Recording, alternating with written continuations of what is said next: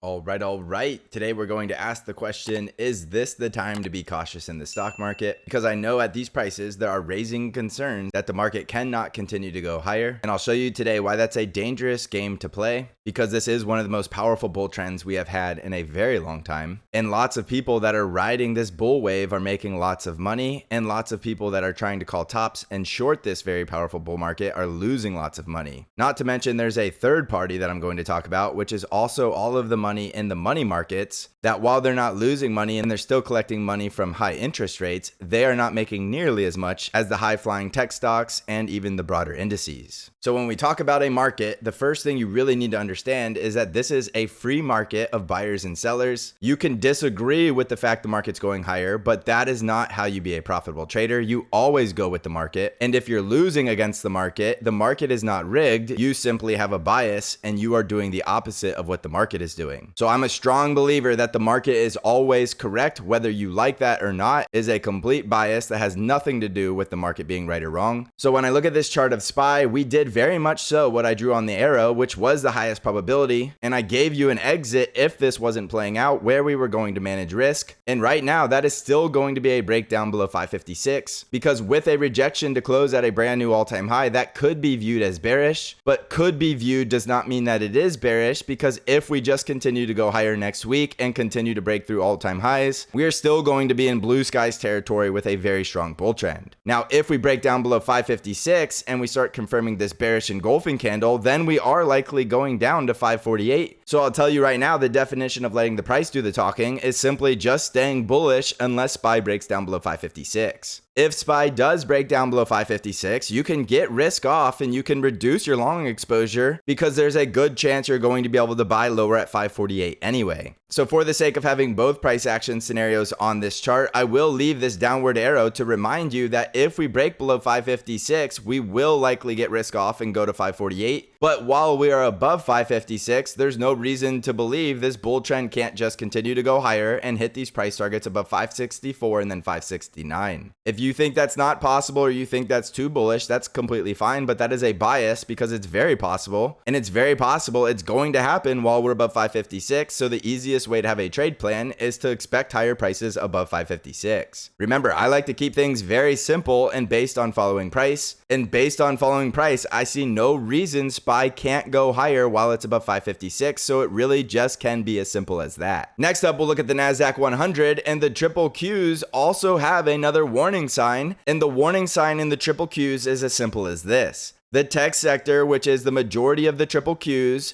has been the leader in this bull market the entire bull rally. And if you look at the price action that we had on the triple Qs, we did not break to a brand new all-time high on Friday, and we did not close above the rising 5 EMA. And this could be a bearish indication that that sector rotation that I've been talking about is starting to play out, because we did get an all-time high in SPY and we did get an all-time high in Dow Jones. But we did not see that intraday all-time high in the NASDAQ 100. And what that means is that the NASDAQ 100 is still the leader, and it could be starting to lead to the downside. But more than likely what it means is that that sector rotation is finally starting to play out, and you are going to see equal weight market breadth in a more broad-based bull market starting to develop. While these high-flying Magnificent 7 tech stocks start to cool down, we are going to likely see more buying in things like industrials, financials, and small caps. If you ask me, that is extremely bullish, especially if you know how to capitalize on it. But if you just continue to buy the dip in tech stocks and all of those other stocks continue to go on a bull run, you are still going to lose money and you are going to miss out on the opportunity. So the video that I did before this episode said extreme bull rally, but probably not where you think it is. And that is because a lot of you are still only watching tech stocks, and you are likely going to miss the next bull rally that we're going to have in the small caps and the Dow Jones, which is mostly going to be focused on industrials, financials, and small cap growth. Now, again, that doesn't mean I'm going to be correct. We always let the chart do all the talking, and we always follow price action. But as I'm going to show you, price action is confirming these theories. So when I look at the NASDAQ 100, there is a complete possibility this was a lower high rejection.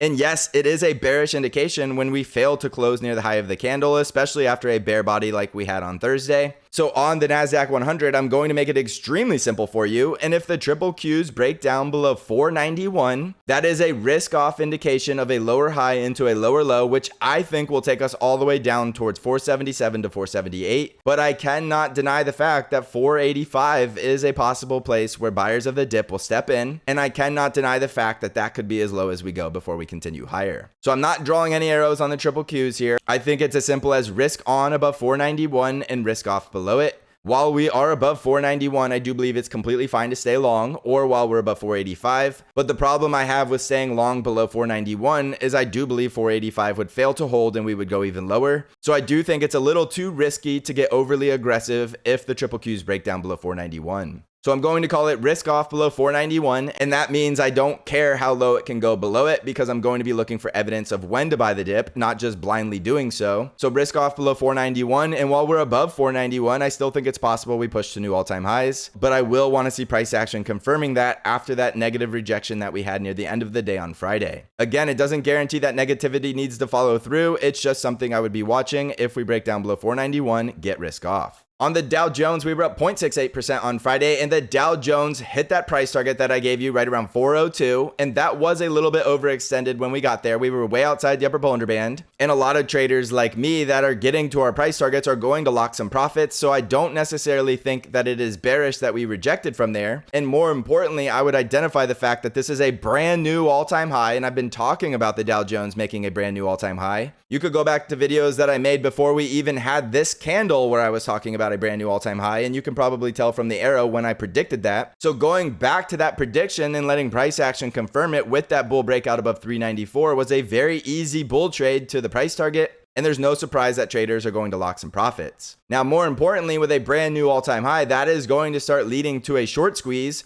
So as you can tell, I did upgrade my price target all the way up to above 407. And I do believe this is going to play out while we can hold above this breakout at 398. So above 398, I like to stay very bullish in the Dow Jones. And I do think this is going to become the leader in the indices with the small caps because I do believe in that sector rotation and the tech stocks cooling down while we start to see some favors in the Dow Jones and the small cap sectors. So those sectors are likely going to be the top performers over the next week or two from here while tech continues to cool down. And again, this is being confirmed by price action. This is not just some guy on the internet guessing. Everything I'm telling you, I am going to confirm with charts and objective price action. I'm not guessing, I'm reading the charts, and that is why we have the highest probability to be correct. So in the Dow, look for another bull breakout to all-time highs above 407 while we're trading above 398. And the other risk level above 398 is we are still looking bull above 394. On the Russell 2000 IWM ETF, we were up 1.17% on Friday. And again, another very bullish breakaway gap up. So we had the bull breakout. We hit the price target at 214. But remember that I'm telling you, I no longer think 214 is the limit here. This arrow goes much higher. And this arrow I drew way back here in June. And I told you from there, I thought we would go all the way into the 220, specifically hitting 228. And I'm not putting a limit on how high the small caps can go because they have been suppressed for so long now. And they're just now starting to get the bull breakout, which means there are some bulls who are just now getting small caps on their radar over the last couple of days, which means we are still very early in this bull rally, which means we can still go much, much higher. And if you did miss this bull breakout, you haven't missed the complete rally yet. If we're still going up to 228 from Friday's close, that is still another 7% higher, and that could happen way quicker than I'm predicting. But again, I want to be conservative on my time frame here because I don't want any of you having unrealistic expectations. This is a rally that could take the majority of quarter three to reach out, which means we could have higher lows and higher highs along the way. So don't focus too much about what the intraday volatility is going to be.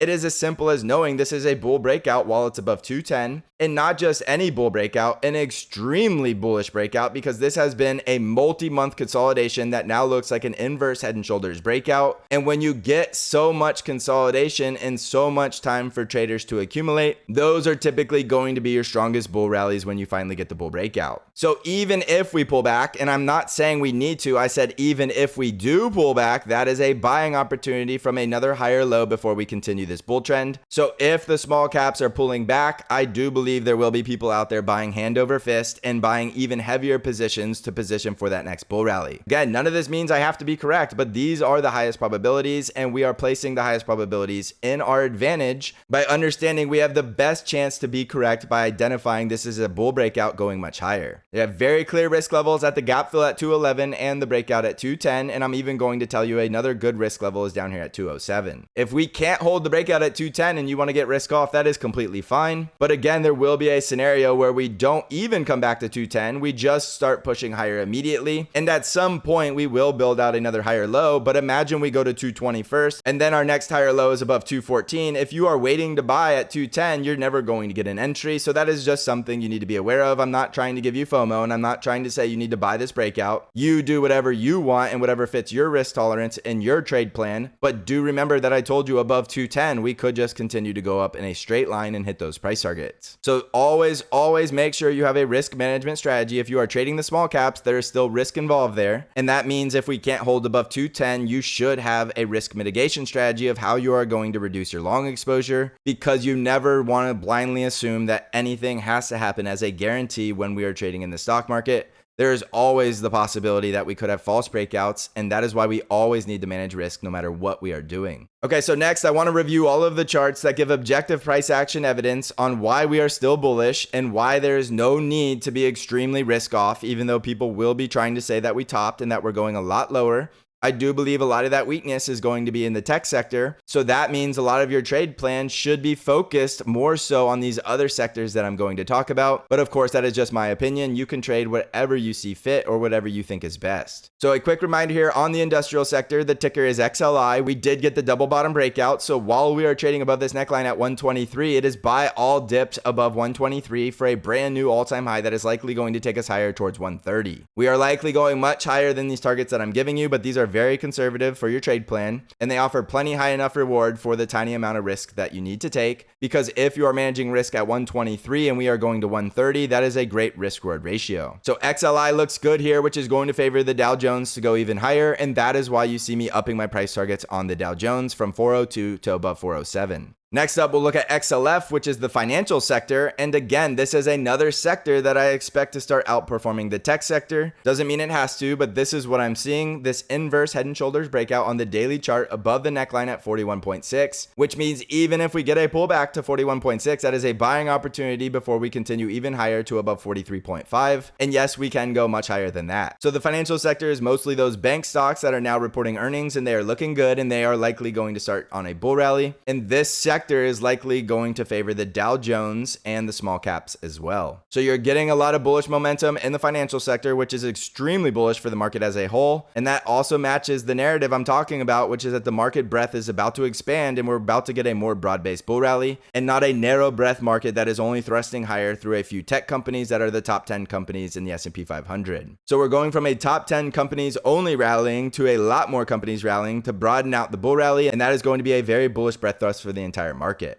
Next up, we'll look at Berkshire Hathaway once more, and I told you this one was also likely going to new all-time highs, and that is exactly what it is doing. We did get the bull breakout above the closing previous all-time highs, and we have a brand new all-time high on closing prices, and that means we'll go a bit higher and take out this intraday all-time high. So as long as Berkshire Hathaway continues to close above 420, we are likely going to get buyers of the dip and then just continue to push higher. Again, this is one of those sectors that is favoring the industrials and the financials, and this is going to move higher with the Dow Jones, and you cannot look at these charts objectively and say this is anything other than an extremely bullish breakout, because this is a bull breakout on a consolidation that goes all the way back to February of this year. So we have gone absolutely nowhere for 5 full months, and we are just now getting a bull breakout of this range, which means I expect us to go much, much higher. And that is going to be an extremely strong bull rally. And I think it's very simple to see this objectively. And it's important that you realize this is objective. This is not me trying to force my opinions upon you or tell you this is going to be bullish. This is objectively already becoming bullish with the breakout as long as we're above 420. So again, extremely easy to manage risk, extremely easy to see where the breakout needs to hold, and extremely easy to stay bullish while the chart allows us to. Do not overthink it. Trading can be this simple. And the more you try to complicate trading, or the more you go to a bearish echo chamber to try to confirm your bearish theories, the more you are going to continue to lose money trying to short this bull market or miss out and not make money because you're sidelined during a very powerful bull run. So Berkshire Hathaway remains a high reward, low risk trade for brand new all-time highs, and you're managing that risk right around 420. So jumping back over to the S&P 500, remember what I told you about keeping this very simple. We are risk on above 556, and keep in mind what I talked about with the sector rotation. It is completely possible the tech stocks continue to go lower or go absolutely nowhere and trade sideways while we see market breadth thrusting higher in the other sectors. I am going to have a ton of trade ideas that are related to everything that I'm talking about. So in order to get those trade ideas, you're going to want to be in my Discord server, because I am going to be giving you trade ideas from these other strong sectors to capitalize on this sector rotation and to maximize our profits by putting us into the highest probability trades with the best risk reward setups, and of course in the sectors with the strongest bullish momentum. That means you may want to make a brand new watch list and put some of these other stocks on your watch list and sideline some of those tech stocks. And if you're in my Discord server, focus on the trade ideas that are coming, because there's going to be very low risk entries as we are just now getting the bull breakouts in the stocks that I'm about to give you trade ideas for. So you'll get those trade ideas in my Discord server. You'll also get access to all of my technical analysis and my intraday updates. And you can find out how to join my Discord server by clicking on the link in the description of this video. So get excited. This is a very fun market to trade. It's a very strong bull trend, which are some of the best markets to make money in. And now is the time to capitalize on this market while we still have the strong bull trend, because at some point we will get a top and we will see a correction, and it will get a lot harder to trade this market. But right now we're going to ride this gravy train and continue to crush this market. So if you want to come crush this market with us, consider joining the Stock Channel Discord server. So thank you for watching, everybody. I hope you're crushing this market. And as always, I will see you in the next episode.